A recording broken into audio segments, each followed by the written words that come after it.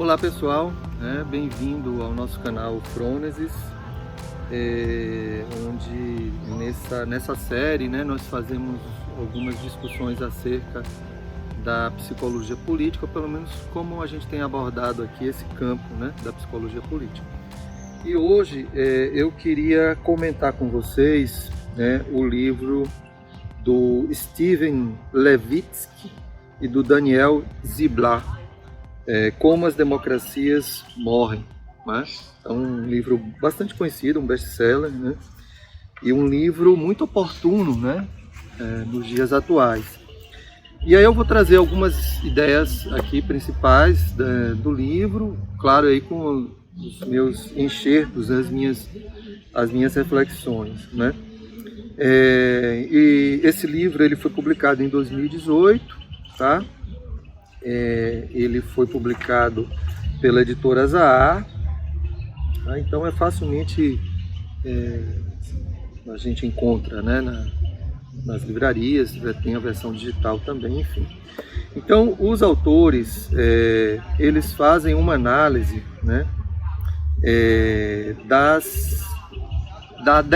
do que eles chamam da deterioração da democracia, da diminuição da vitalidade democrática nas sociedades e no mundo contemporâneo de um modo geral, considerando, aí é a minha interpretação, considerando fatores internos ao contexto histórico-político americano. Então é um livro onde os autores basicamente eles se fartam de dados, de informações do contexto histórico-político americano. Eventualmente trazem informações de outros contextos, mas basicamente trabalham aí o contexto dos Estados Unidos, tá? O contexto histórico-político dos Estados Unidos.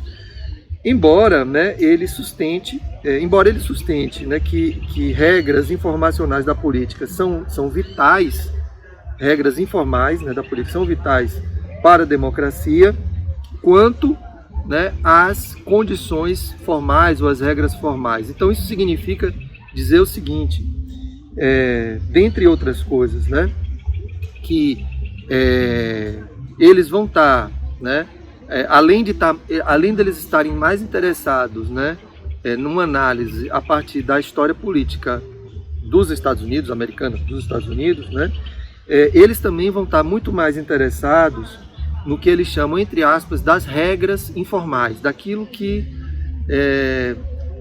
não está explicitado, daquilo que não está institucionalizado. Quer dizer, são tradições, são vínculos, são formas de se relacionar, tá? Dos políticos, dos partidos, dos atores sociais, certo? Então são regras informais, eles vão chamar assim, regras informais, Eles vão estar centrados mais nessas regras informais do que nas formais, para eles chegarem, inclusive, ao título do livro, Como as Democracias Morrem. E eles vão, por sua vez, destacar 2 pontos dessas regras informais, que é o que eles vão falar de tolerância mútua e reserva institucional. Basicamente, o livro circunda, gravita, em torno dessas 2 regras. E aí eles fartam, eles trazem muitos exemplos, muitas situações da história política americana, tá certo? E aí, basicamente, assim, sobre esses 2 aspectos, o que seria a tolerância mútua, a tolerância mútua é que existe um limite a ser respeitado entre os adversários políticos, tá? Existem limites que não se ultrapassam, tá certo? Nessa ideia de tolerância mútua, tá certo? Então, numa democracia, há divergências, há diferenças, há tensões, há combates, mas há limites né, aonde os oponentes vão. E eles vão demonstrando, né, que esses limites, que essa tolerância mútua tem se esgaçado, né, tem desaparecido, né, e aí não há limites para os embates, não há limites, né, para os conflitos, não há limites para as tensões das diferenças, e isso põe em risco a democracia, né? E aí a gente tem uma série eles vão trazer uma série de exemplos da história norte-americana, mas com certeza eles vão encharcar de exemplos agora, né, com o trumpismo, né, com a era Trump, com a gestão Trump, né, que marca aí mais recentemente essa tolerância mútua, que é completamente desconsiderada e ultrapassada, né? O outro ponto, que é a reserva institucional, é que, embora, né, esses entes, esses atores sociais, né, os partidos políticos, os políticos, as instituições, né, possam exercer determinadas ações do ponto de vista legal, essas ações elas não são exercidas por uma reserva, que ele chama de reserva institucional, né? Então, por exemplo, o que está acontecendo, eu não gosto muito de trazer esses exemplos assim, mas do Trump não reconhecer a vitória do Biden, né? Do ponto de vista legal, né, não há problema, ele não precisa reconhecer publicamente, né? Mas há uma reserva institucional de que o não reconhecimento, né, há uma reserva institucional, por exemplo, de não fazer isso.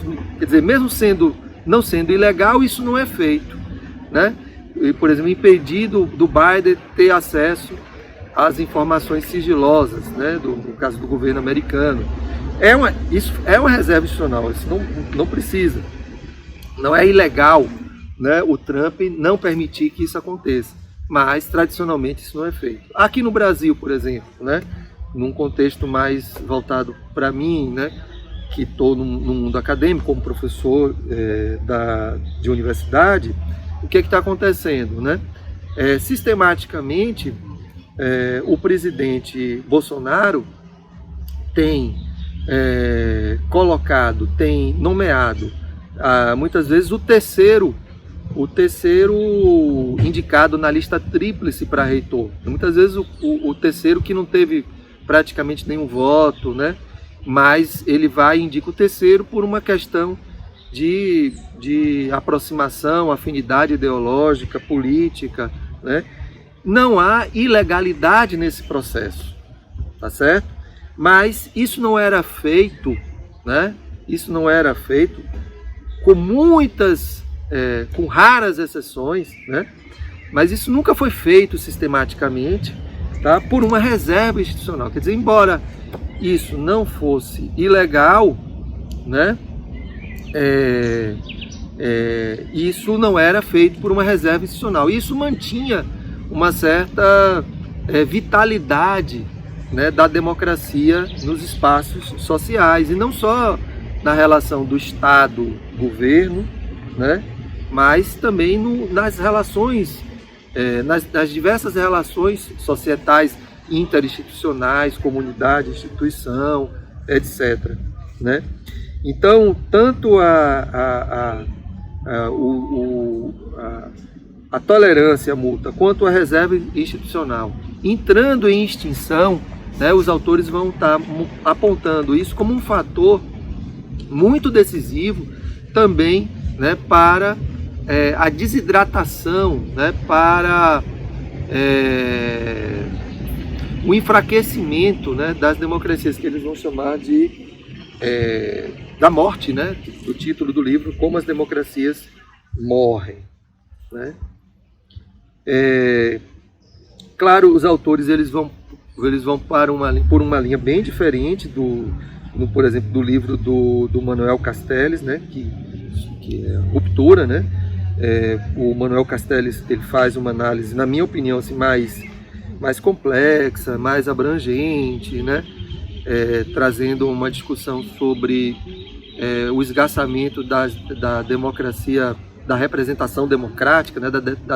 Modelo democrático por representação, a partir do processo de globalização, quanto a própria questão também de um desaparecimento do Estado-nação, mas uma transformação da importância do Estado-nação, né, em detrimento aí dos processos de globalização, né.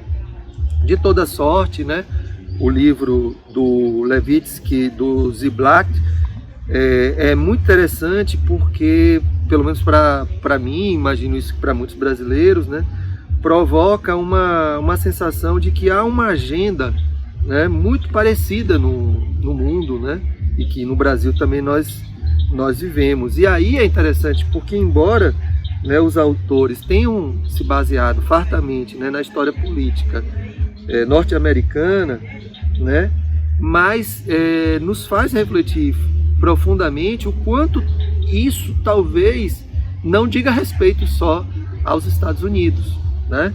Talvez isso diga respeito a muitas sociedades, né? a muitos países, né? E aí o livro ele termina também com um parágrafo aqui muito bonito. Eu gostaria de ler aqui para vocês e finalizar aqui o nosso comentário. O igualitarismo, a civilidade, o sentido de liberdade e o propósito compartilhado retratados por White eram a essência da democracia americana em meados do século XX. Hoje, essa visão está sob ataque. Para salvar a democracia, os norte-americanos precisam restaurar as normas básicas que a protegiam no passado. Entretanto, é preciso fazer mais do que isso. Nós temos que estender essas normas para toda uma sociedade diversificada. Temos que torná-las realmente inclusivas. Em seu âmago, as normas democráticas dos Estados Unidos sempre foram saudáveis. Porém, por grande parte da nossa história, elas foram acompanhadas, com efeito sustentadas, por exclusão racial.